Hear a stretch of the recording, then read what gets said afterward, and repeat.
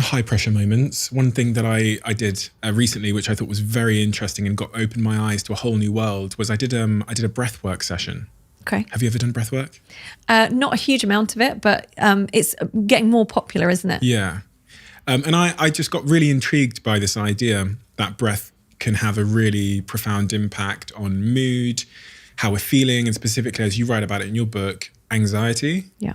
Talk to me about breath and the role it plays and how we can use our breathing to make ourselves feel less anxious. Sure. So it's one of probably the first things that I will go through with someone, because you'll get people who come along for therapy, and in that first, it takes time, right? You have to get to know each other, and they're trying to communicate their story, and then a whole week goes by before you see each other again. And actually, people often go to therapy when they're in a really bad place, and so they'll often be saying, is there something I can do in between sessions that's going to help me get through to next week?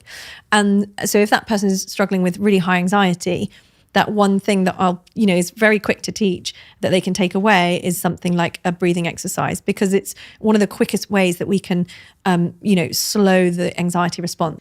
If you're anxious, your breathing will be fast and shallow. So kind of, and if you do that for long enough, you actually start to feel quite panicky.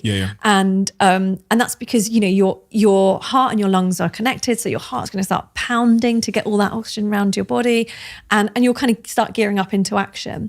So if you can slow your breathing down, you can slow the whole process down. I think I mentioned this in the book. I've certainly done videos on it. Is sort of box breathing or square breathing, where you can, if you're out and about and you don't want anyone to really know what you're doing, if you're on a bus or at a meeting, pick something like a door or a window or something. It's kind of box shape.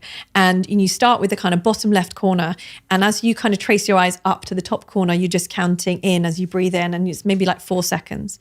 And then as you trace your eyes across the top, that will be a pause. So you're just holding a breath for 4 seconds. And then you come back down with an out breath of 4 seconds, and then hold. So you're just kind of breathing in 4, hold 4, out 4, hold 4. So, and it's just one way of, when you're out, to give you a visual focus that can help you to just monitor, okay, and now I'm breathing in, now I'm breathing out.